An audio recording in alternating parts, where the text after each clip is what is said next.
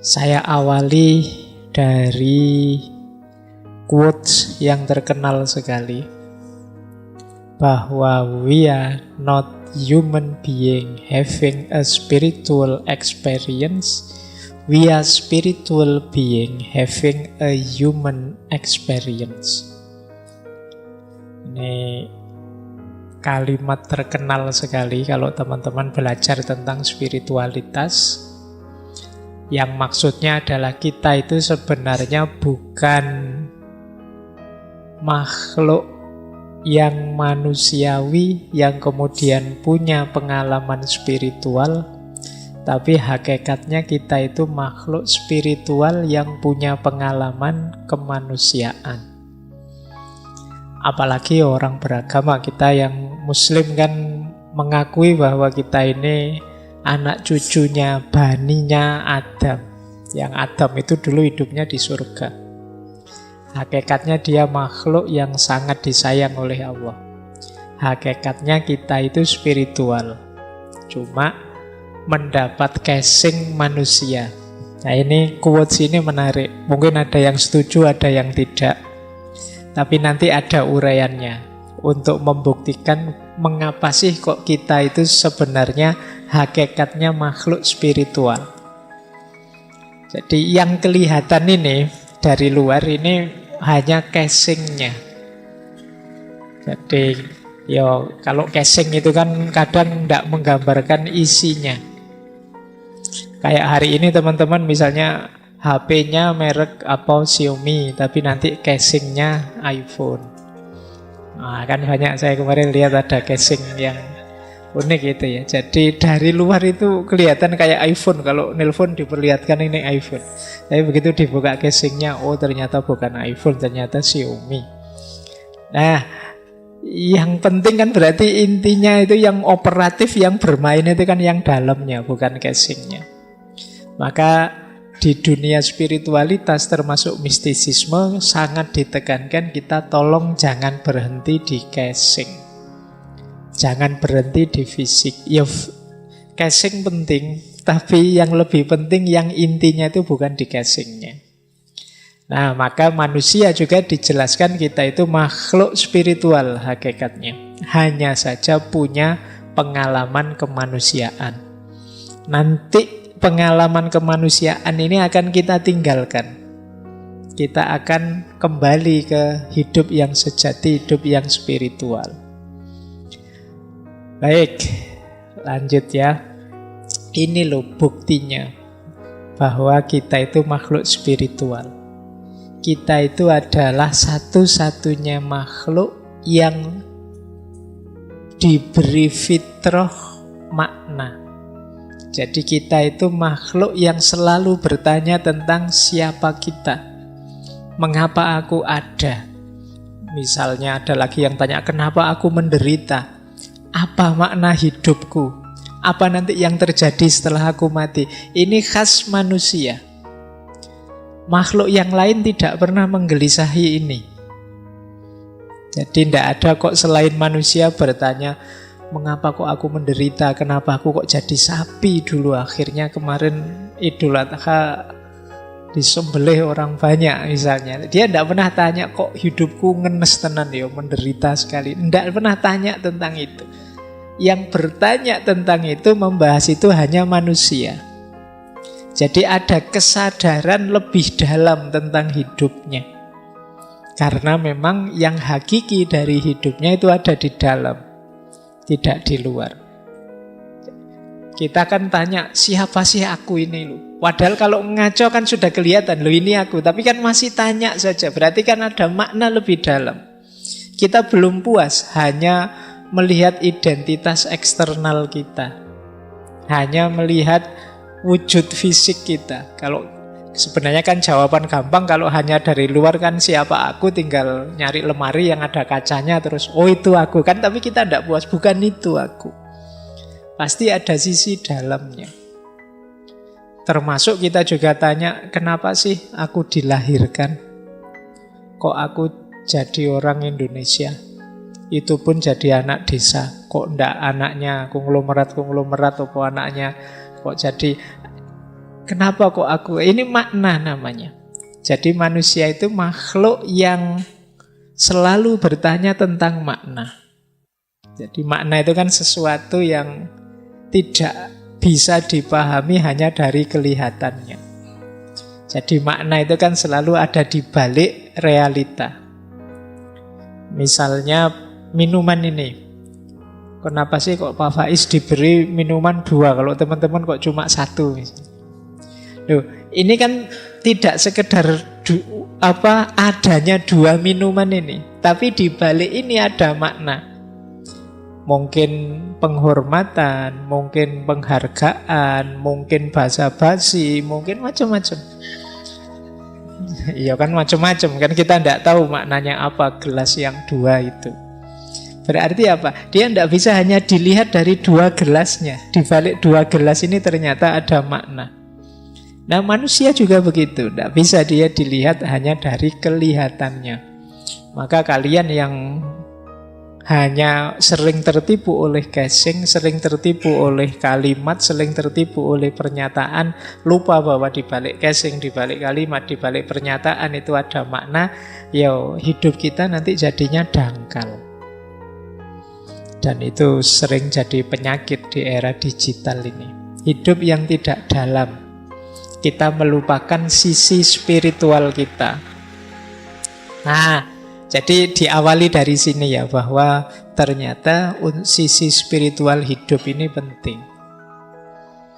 Dan kita ini makhluk spiritual, ternyata juga kita punya namanya kecerdasan spiritual. Nah, kalau dimudahkan gambarnya bisa seperti itu. Belakangan kan banyak pelatihan-pelatihan emosional spiritual quotient, ESQ. Sebenarnya banyak orang mengkritik yang I-nya, IQ, yang intelektual, tapi sebenarnya itu juga penting. Tiga-tiganya penting. Intelektual ya penting, emosional ya penting, spiritual ya penting. Tapi jangan berhenti di intelek saja. Seperti kajian kita minggu lalu, kalau berhenti di intelek saja ya kita sering rusak hidup kita karena tidak mampu menata emosi. Malam hari ini akan kita sadari betapa juga intelektual dan emosi saja juga belum cukup. Kita masih perlu kedalaman spiritual melalui kecerdasan spiritual. Kalau intelektual itu what I think, kalau emosional itu what I feel, kalau spiritual itu what I am. Jadi spiritual itu jauh lebih utuh. Nanti kita pelajari pelan-pelan kecerdasan spiritual ini. Kalau intelektual otak kiri, emosional otak kanan, yang spiritual ini yang melandasi semuanya. Meskipun kalau teman-teman nanti baca buku Spiritual Quotient, itu nanti ada bagian tertentu yang menjelaskan adanya nama God Spot. Jadi God Spot, bagian kecil dari otak yang ini bisa menampung, meraih wawasan-wawasan spiritual. Tapi kita skip ya yang bagian itu, karena saya khawatirnya kalian tambah ngantuk malam hari ini kalau menjelaskan neuroscience. Kita yang lebih fungsional operatif saja, yang lebih mudah dipahami. Nah, biasanya orang menjelaskan pentingnya 3 itu pakai tabel itu. Jadi orang itu ada kalanya pinter, IQ-nya tinggi. Tapi kalau tanpa kecerdasan emosi dan juga kecerdasan spiritual, dia akan menjelma jadi orang yang kaku, keras, tidak manusiawi. Nah, sehingga banyak orang yang ilmunya justru melahirkan bencana, melahirkan kerusakan-kerusakan di muka bumi.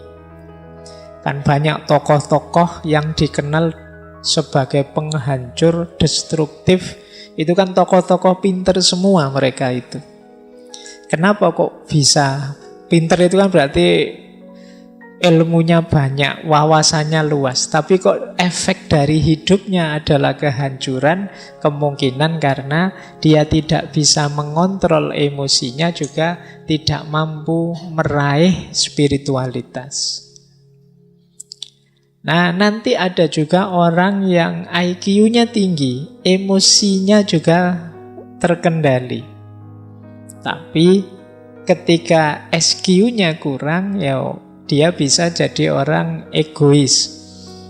Egois itu ya nyari nyamannya sendiri, nyari enaknya sendiri. Bisa juga dia jadi orang apatis, orang yang cuek, tidak peduli dengan yang lain, yang penting aku enak, aku nyaman. Bisa jadi orang agnostik, peduli amat, tidak mungkin aku bisa membahagiakan semua orang, ya aku nyari enak sendiri. Para diktator, para koruptor, diktator itu kan, dia koruptor itu kan juga pinter sekali, dia ngambil uangnya pinter sekali, ngambil enaknya. Tapi dia spiritualitasnya rendah. Bukan agama ya, spiritualitas tidak sama dan sebangun dengan agama. Ada orang yang beragama tapi spiritualitasnya rendah. Ada ateis tertentu tapi spiritualitasnya tinggi. Itu nanti tema yang lain. Tapi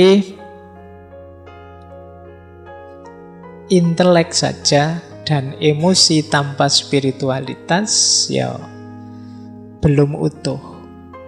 Jadi jatuhnya bisa egois, bisa agnostik, bisa orang yang apatis, atau tidak punya tujuan.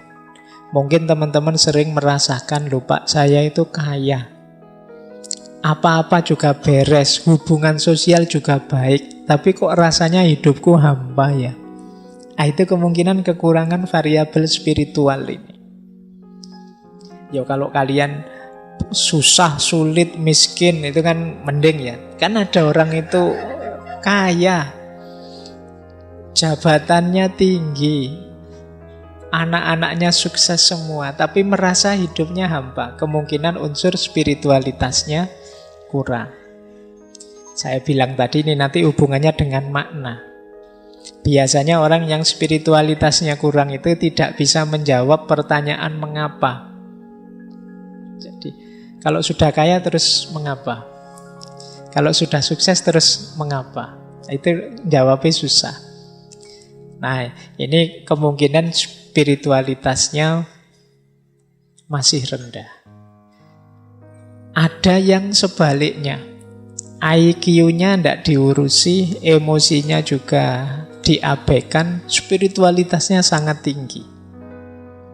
Nah, ini biasanya kelompok-kelompok asketik, orang yang menjauh dari kehidupan ramai. Tidak terlalu butuh rasionalitas, emosi, hubungan dengan yang lain, tapi spiritualitasnya tinggi. Ini orang-orang asketik. Menjauh ya, mereka tidak dapat banyak masalah karena memang tidak terlibat langsung dalam hidup sehari-hari. Maka penting dalam hidup ini tiga-tiganya utuh. IQ-nya ya jalan, emosinya terkontrol, spiritualnya terpenuhi. Ini kalau dalam konsepnya Muhammad Iqbal namanya insan kamil. Manusia yang utuh, semua potensinya optimal. Nah, ini namanya insan kamil. Yo pinter, yo berakhlak, yo religius spiritual. Nah, ini berarti utuh hidupnya. Nah, ini mungkin ideal ya, kita menuju ke situ semua. Jadi ya kalau di usia-usia muda ini kan kita masih belajar. Mungkin ya situasinya masih situasi ya belum terlalu pinter, masih emosian, spiritualitasnya belum tinggi. Tapi kan ini kita dalam proses. Nah, jadi inilah mengapa saya masukkan spiritual. Kalau yang IQ kok tidak dimasukkan, Pak? Ya IQ sudah kita pelajari selama ini di berpikir kritis, berpikir kreatif, dan lain sebagainya.